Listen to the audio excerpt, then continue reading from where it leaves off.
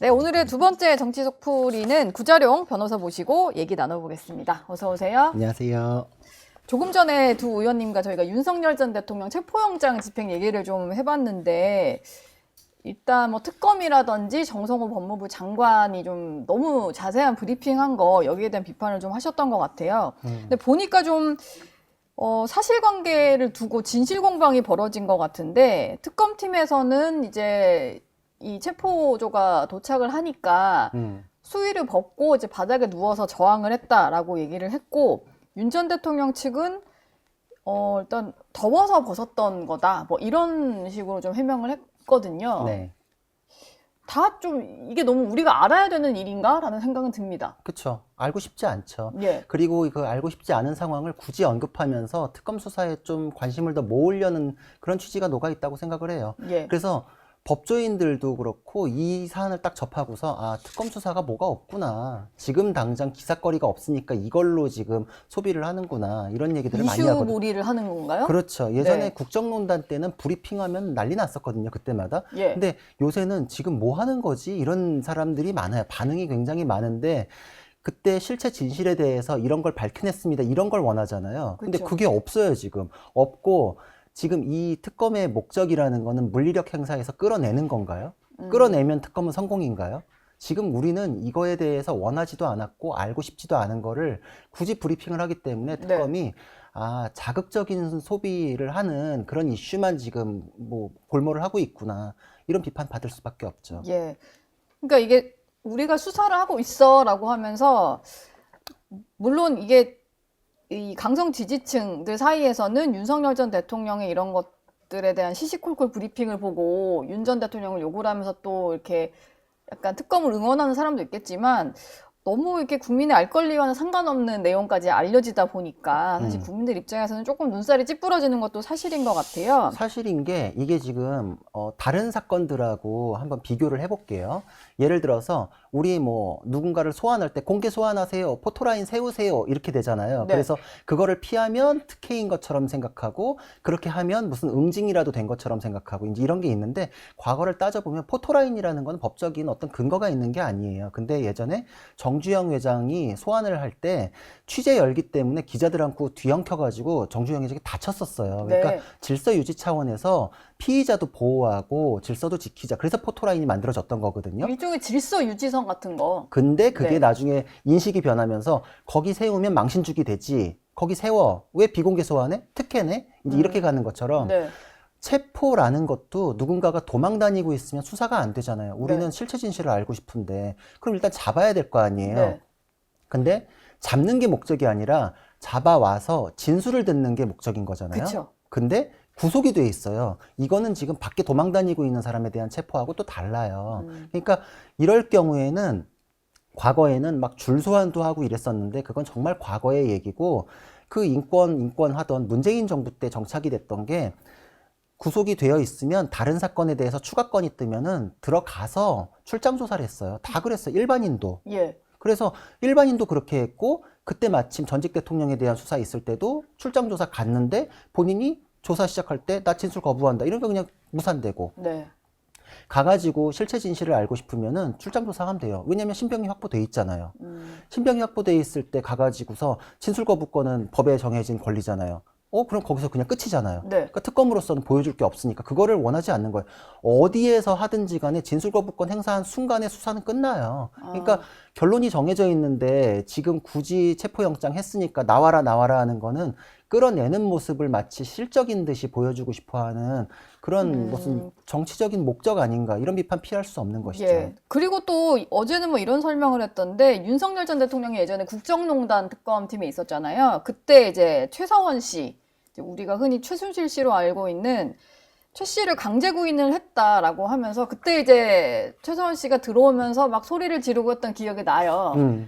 뭐 그러니까 너도 그렇게 했으니까 당해봐라 뭐 이런 논리인지 어제 굳이 이런 설명을 꺼내더라고요. 그렇죠. 이제 그것도 뭐 논리 모순 아니냐, 이럴 땐 이렇고 저럴 땐 저러냐 예. 이런 식으로 이제 좀 압박을 주기 위한 걸로 보이는데 제가 방금 얘기했잖아요. 문재인 정부 때 많이 바뀌었다니까요. 네. 국정농단으로 들어선 정부에서 수사 관련된 이런 준칙들이 많이 바뀌었고 그 첫 번째 뭐 비공개 소환의 혜택을 조국 장관 본인이 받네 어쩌네 그런 기사들 떠올리실 거예요. 네. 근데 많이 바뀌었어요. 그래서 그 이전에 막 강제 소환하고 줄 소환하고 야간 수사하고 막 이랬던 게 그때부터는 6시 이후에 야간 조사할 때는 동의를 한번 받아요. 그리고 9시 넘어가면 또 한 번 받고 이런 식으로 많이 바뀌었어요. 그러니까 지금 그 옛날 얘기할 것 같으면 그 옛날에는 막 머리도 쥐어박아 가면서 했죠. 네. 그러니까 옛날 얘기 가지고서 하는 게 아니라 지금 얘기 갖고 해야 되는 거예요. 그래서 문재인 정부 때 이미 많이 바뀌어 있는데 왜 그렇죠. 굳이 뭐 옛날 것까지 끄집어내냐 이런 말씀이시군요. 그렇죠. 그러니까 이건 좋아요. 검찰총장도 했었고 전직 예. 대통령이면 품격 있게 그런 모습 보이십시오라고 압박 넣는 건 좋아요. 우리도 그런 거 원하고. 네. 근데 본인이 그거에 대해서 나 다른 피의자들하고 똑같이 하겠다라고 했을 때 그거를 법적으로 이게 뭐 속옷이 어쩌니 저쩌니 이렇게까지 할 이유는 없지 않는가. 저는 윤 대통령에 대해서 우리 노은재 앵커랑 네. 작년에 윤 대통령이 현직 대통령이던 시절에도 이건 아니지 않냐라는 얘기 굉장히 서로 많이 했잖아요. 네. 김건희 여사도 검찰청 가서 조사받아야 된다. 포토라인 네. 서야 된다. 이런 얘기도 했었고 제가 그때 기억나요. 다른 사람이 얘기하는 거 아무 소용 없으니까 그때 사장 나오라 그래. 이런 거 제가 그때 얘기했을 거예요. 네. 본인이 가서 해명해야지 왜 이러냐 이런 얘기도 했었잖아요. 그러니까 파면까지 된 대통령을 감쌀 이유가 없어요. 저는 그냥 법대로만 얘기하는 거거든요. 네. 지금 이 수사는 목적을 아예 다르게 생각하고 있는 것 같아요. 끌어내면 성공인가요? 실체 진실을 알고 싶지? 그래서 우리 과학수사 그러는데 본인의 진술이라는 게 증거로서의 가치를 상실한 지가 오래됐어요. 옛날에는 자백이 증거의 왕이라 그래서 어떻게든 자백을 이끌어내면 그 수사는 끝났어요. 그래서 고문도 했던 거고. 네. 그 말이 안 되잖아요. 그래서 증거, 다른 사람에 대한 조사, 그리고 뭐 SNS 뒤지고 포렌식하고 이래가지고 증거를 통해가지고 꼼짝 못하게 하고 그러니까 자백이나 진술이 별로 의미가 없다라고 해서 지금 다 뭐 검수완박하고 이럴 때 검찰 조사도 나중에 검찰 조서에 대해서 부동의하면은 휴지돼 버리게끔 민주당이 그렇게 만든 거잖아요. 네. 그게 그렇게 다 만들어 놓고 나중에 진술을 하더라도 나중에 전 이거 인정 못 합니다. 그럼 휴지가 되는 그 서류를 만들겠다고 지금 똘똘 말아서 끌어내라는 얘기를 할 이유가 있는가? 아, 실효성이 별로 없는데 음. 보여주기 식인 것 같다. 그렇죠. 그리고 말씀 같아요. 예. 그리고 사건의 핵심일 것 같으면 누구랑 어디에서 뭘 했는지 뭐 이런 거에 대해서 브리핑하는 거 이거는 뭐 가능하죠. 우리도 알고 싶죠, 그런 거는. 근데 그쵸. 사건의 핵심이 이게 죄가 되고 말고에 대한 내용이 아니잖아요. 예를 들어서 다른 사건도 한번 비교해 볼게요. 노무현 전 대통령에 대해서 뇌물을 받았는지 안 받았는지가 핵심이에요. 근데 그게 시계가 나중에 어떻게 버렸는지 이거는 범죄 성립 이후에 대한 얘기잖아요. 근데 네. 논두렁에 버렸다 이런 거 가지고는 망신주기다라고 했잖아요. 굳이 거기까지는 얘기할 필요 없었잖냐. 그럼 논두렁이 망신이에요? 속옷이 망신이에요? 저는 그게 비슷하게만 갔으면 좋겠다. 뭐 비슷한 느낌인데? 그렇죠. 그러니까 예. 그거를 망신주기다라고 공격을 했으면 이거에 대해서는 알 권리 이렇게 얘기하시면 안 되지 않나요? 지금 뭐 나오는 얘기를 보면 정청래 대표는 담요로 말아서라도 체포를 해라라고 얘기를 했고 정성호 법무장관도 구치소 측에 지시를 한 것은 물리력 행사를 포함해서 특검의 체포영장 집행에 협조하라 이런 지시를 내렸다고 하거든요. 근데 윤 전 대통령 측 얘기는 몸에 손을 대는 순간 법적 조치를 하겠다라고 하는데 뭐 이렇게 계속 대치 상태만 계속 될 수는 없을 것 같고 제가 궁금한 것은 특검이 물리력을 행사할 것 같거든요. 이 상황이라면. 그때는 실제로도 윤 전 대통령 측에서 법적 조치를 하는 게 가능한 건가요?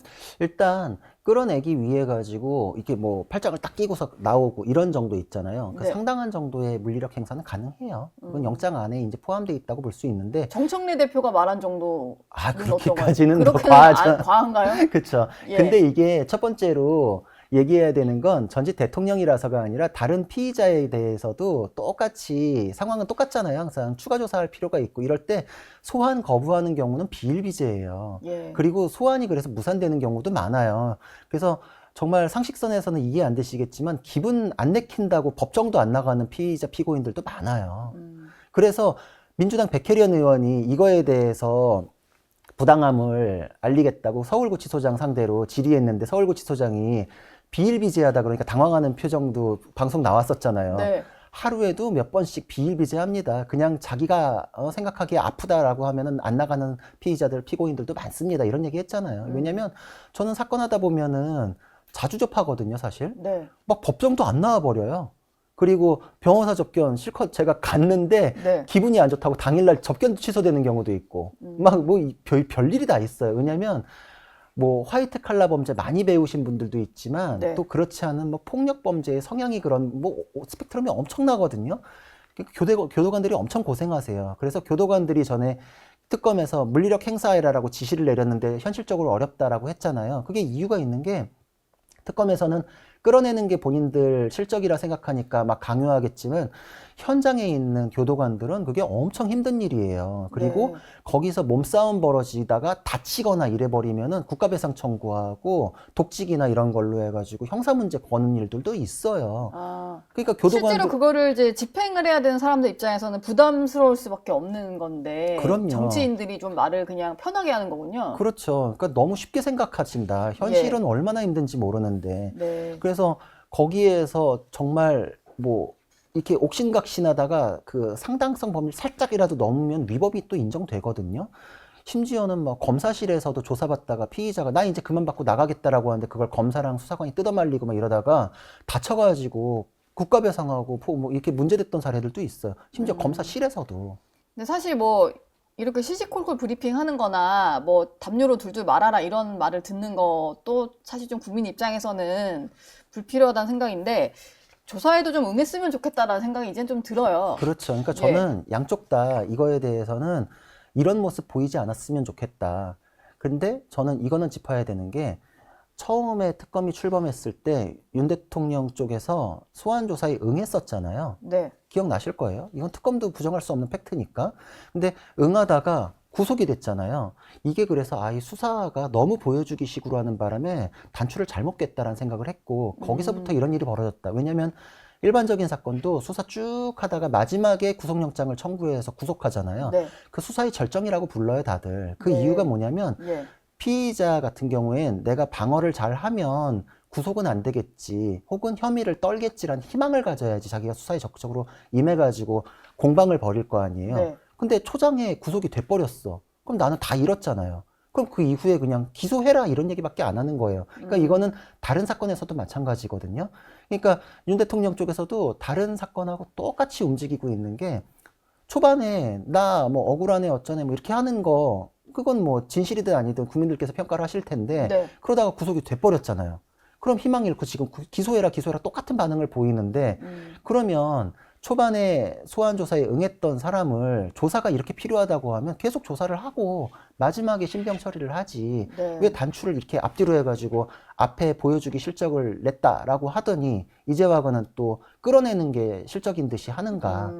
처음에 그 구속영장을 그때 청구 안 하고 예. 요거 뒤로 했으면 분명히 지금도 계속 소환에 응했을 텐데 네. 그러니까 정말 이런 거 보고 싶지 않은데 특검 수사가 다른 수사하고 순서를 다르게 했다라는 거는 비판을 피할 수 없고 거기서 벌어진 일이다.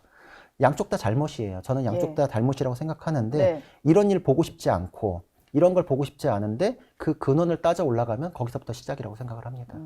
저희 영상 많이 시청해 주시고요. 좋아요, 구독, 댓글, 알림 설정 꼭 부탁드리겠습니다.